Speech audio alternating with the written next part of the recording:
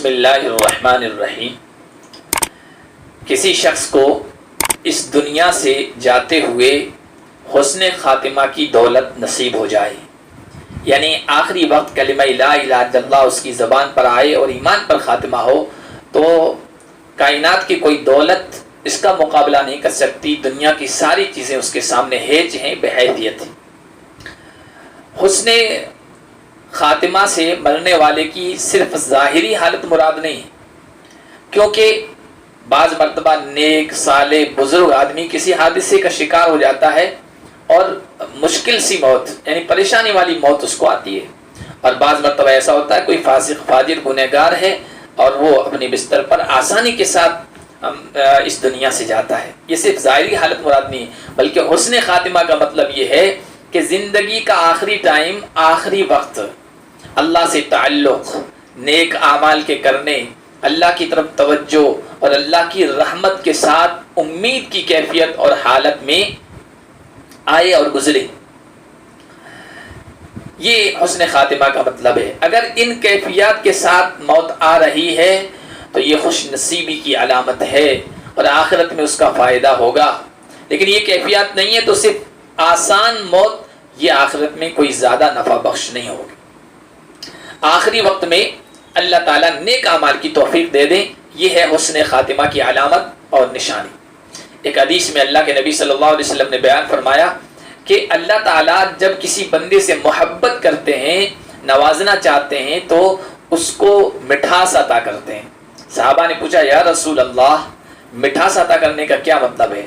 آپ نے فرمایا کہ مرنے سے پہلے اس کو نیک اعمال کی توفیق عطا فرماتے ہیں، ایسے کام کرنے کی کہ جس کی وجہ سے اس کے آس پاس رہنے والے خوش ہوتے ہیں، اور مرنے کے بعد اس کا اچھا تذکرہ کرتے ہیں۔ ابن حبان کی روایت۔ ایک روایت میں اللہ کے نبی صلی اللہ علیہ وسلم نے بیان فرمایا کہ جس آدمی کا آخری کلام، آخری گفتگو، زبان پر آنے والے آخری کلمات لا الہ الا اللہ ہو، کلمہ طیبہ ہو، تو وہ یقیناً جنت میں داخل ہوگا۔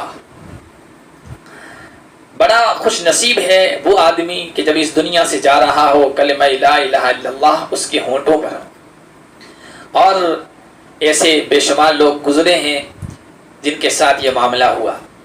انہی میں سے ایک بڑے محدث گزرے ہیں جن کا واقعہ سیر اعلام النبلاء میں نقل کیا گیا ہے۔ امام ذہبی رحمۃ اللہ علیہ نے اس واقعے کو نقل فرمایا ہے۔ وہ ہیں امام ابو زرعہ رازی، بڑے محدث، بڑے فقیہ، بڑے عالم گزرے ہیں۔ وہ بیمار پڑ گئے اور ان کا آخری وقت آیا تو ان کے شاگرد جو حدیث کے بڑے ماہر تھے، حفاظ تھے، وہ ان کی عیادت کے لیے آئے۔ جب ان کے گھر پہنچے تو دیکھا کہ ان کا تو آخری ٹائم چل رہا ہے۔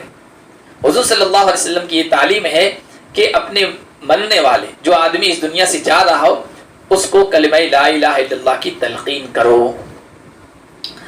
اب یہ شاگرد ہیں، استاذ ہیں، اور وہ بھی حدیث کے بڑے ماہر، یہ شرمانے لگے کیسے ان کو کلمہ لا الہ الا اللہ کی تلقین کریں، کیونکہ انہوں نے حدیث میں پوری زندگی گزار دی، حدیث کے لیے سفر کیا، حدیث کے لیے مشقتیں اٹھائی، دین کی خدمت کے لیے آسمان کو لحاف اور زمین کو بستر بنایا، پوری زندگی اسی میں گزار دی۔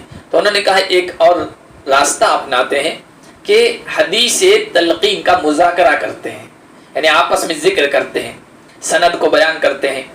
تو ان میں محمد ابن مسلم ابن وارا اور ابو حاتم رازی، یہ بڑے محدث اور راویوں میں گزرے ہیں، انہوں نے کہا چلو اس حدیث کا تذکرہ کرتے ہیں۔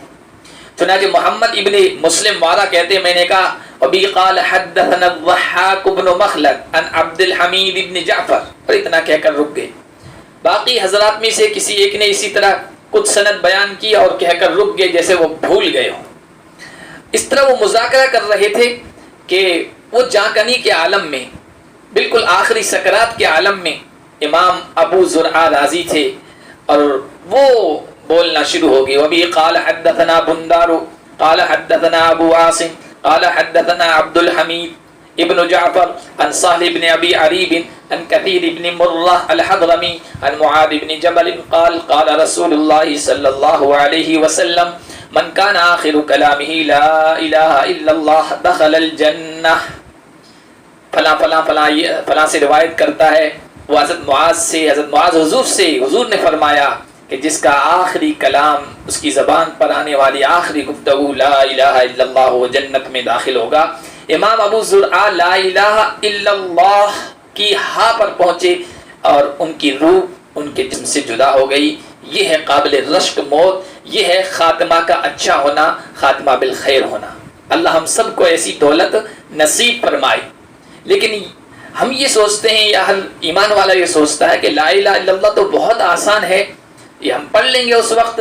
نہیں، آخری ٹائم لا الہ الا اللہ کا پڑھنا یہ پہاڑوں کے بوجھ سے بھی زیادہ مشکل ہے۔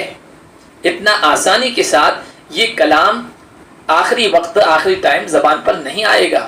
یہ اسی شخص کے آئے گا جس کو اس سے تعلق ہوگا، جو اس کے تقاضوں کو پورا کرتا ہوگا، جو نیکی والی زندگی اختیار کرتا آیا ہوگا۔ مثال کے طور پر ایک آدمی ہے، وہ مزدور ہے، وہ 7-8 اینٹیں ایک ساتھ اٹھا کر 10ویں منزل تک پہنچ جاتا ہے، وہاں اینٹیں رکھ کے آتا ہے۔ اس کے لیے کچھ مشکل نہیں ہے، اس لیے کہ اس نے یہ عمل ایک لمبے عرصے سے شروع کر دیا ہے اور وہ کرتا آیا، اس کے لیے آسان ہو گیا ہے۔ ہو سکتا ہے آپ اس مزدور سے زیادہ طاقتور، جسمانی اعتبار سے مضبوط ہو، لیکن آپ اتنی اینٹیں لے کر 5ویں منزل تک بھی نہیں جا سکتے ہیں، ہانپ جائیں گے، سانس پھول جائے گی۔ کیوں؟ آپ کا اس سے تعلق نہیں ہے، اس مزدور کا اس کام سے تعلق ہے۔ یہی معاملہ کلمہ لا الہ الا اللہ کا ہے۔ زندگی بھر آپ اس کو ایک طرف چھوڑ دیں، اس کے تقاضوں پر عمل نہ کریں اور یہ چاہیں کہ آخری وقت لا الہ الا اللہ زبان پر آ جائے، یہ بہت مشکل کام ہے۔ اس لیے حسن خاتمہ کے لیے یہ ضروری ہے کہ وہ اعمال، وہ ذرائع، وہ راستے اختیار کریں جس کی وجہ سے آخری وقت اچھی موت آتی ہے۔ کلمہ لا الہ الا اللہ زبان پر آتا ہے، ہمارا خاتمہ اچھا ہوتا ہے۔ ان میں سے ایک نیک اعمال ہے، اہل اللہ، اولیاء اللہ، علماء، نیک لوگوں سے تعلق ہے اور نیکی سے محبت ہے۔